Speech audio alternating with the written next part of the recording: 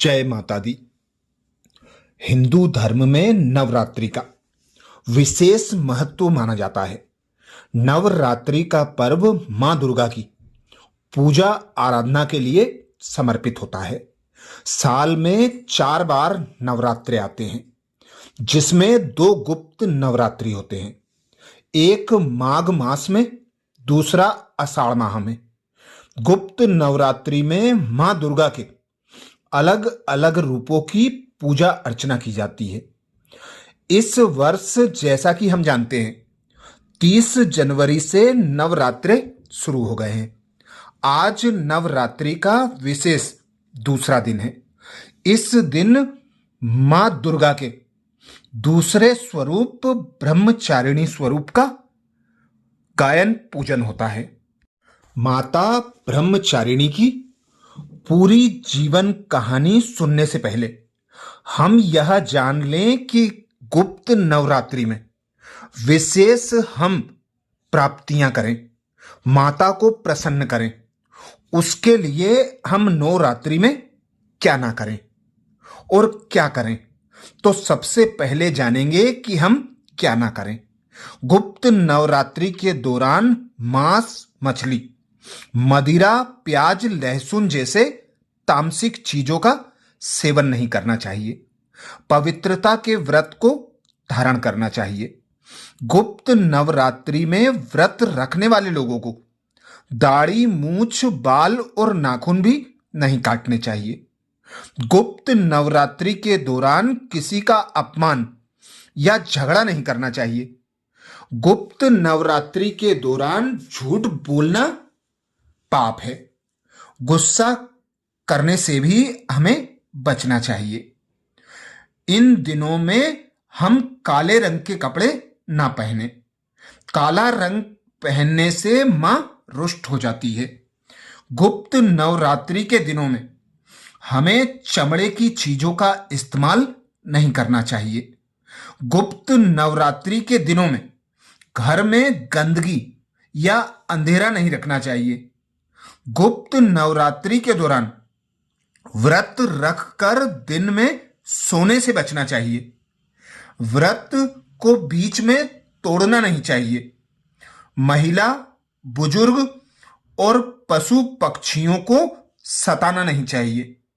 नवरात्रि के व्रत के दौरान मुंडन संस्कार भी नहीं कराना चाहिए।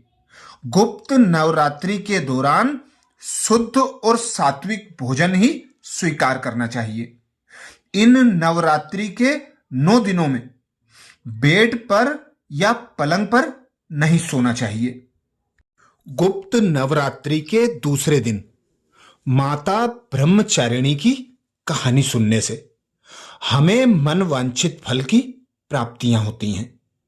मां दुर्गा की 9 शक्तियों का दूसरा स्वरूप ब्रह्मचारिणी का है। यहां ब्रह्म का अर्थ तपस्या है और ब्रह्मचारिणी अर्थात तप की चारिणी, तप का आचरण करने वाली। कहां भी है वेद, तत्व और तप ब्रह्म शब्द के अर्थ हैं। ब्रह्मचारिणी देवी का स्वरूप पूर्ण, ज्योतिर्मय एवं अत्यंत भव्य है। इनके दाहिने हाथ में जप की माला एवं बाएं हाथ में कमंडल रहता है।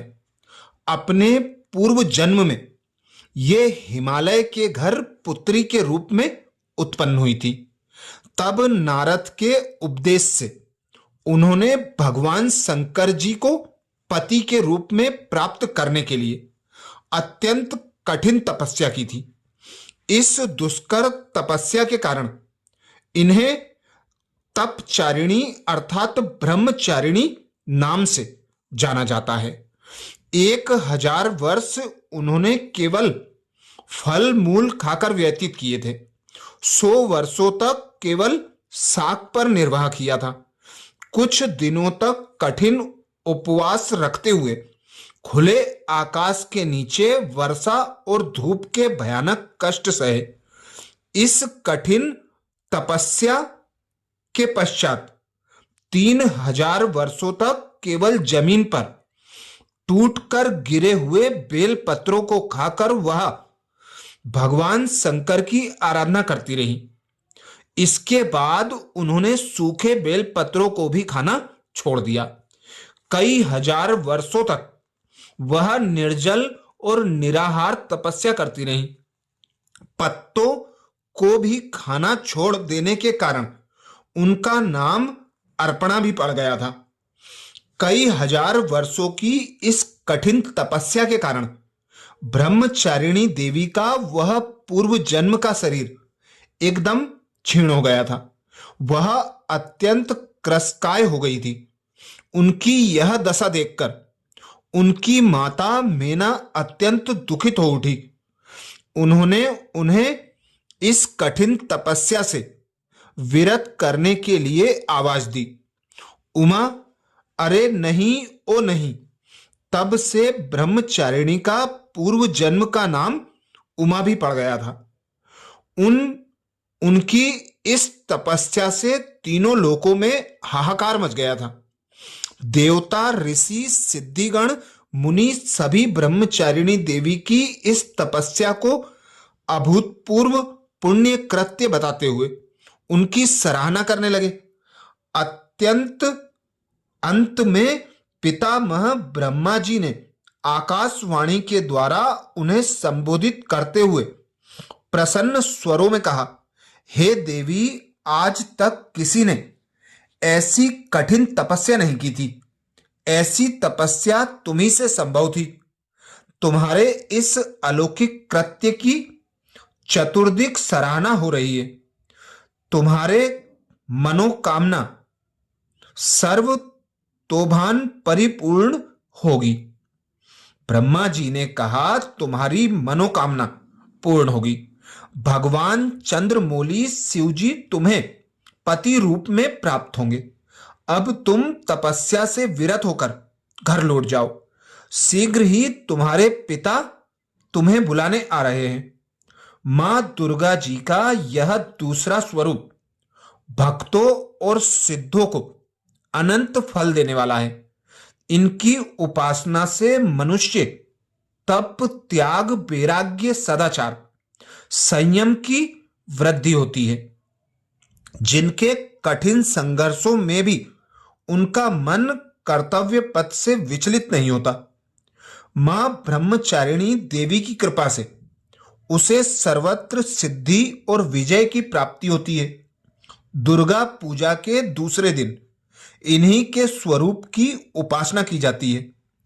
इस दिन साधक का मन स्वाधिष्ठान चक्र में स्थित होता है। इस चक्र में अवस्थित मन वाला योगी उनकी कृपा और भक्ति प्राप्त करता है।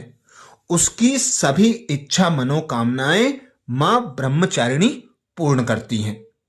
तो ये विशेष दूसरे दिन का मां दुर्गा का स्वरूप जो तप तपस्या के लिए हमें आकर्षित कराता है। इनके स्वरूप को देखकर ही हमारे मन में यह भावना उत्पन्न होती है कि हम भी पूजा, आराधना और कठोर तपस्या कर मां ब्रह्मचारिणी के समान बनने का पुरुषार्थ करें और उनके आचरण को धारण कर अपनी सर्व इच्छा मनोकामनाएं पूर्ण करें। तो ऐसी हमारी सबके प्रति शुभ आस है। अब तीसरे दिन के तीसरे स्वरूप को अगले वीडियो में फिर जानेंगे। अच्छा, जय माता की।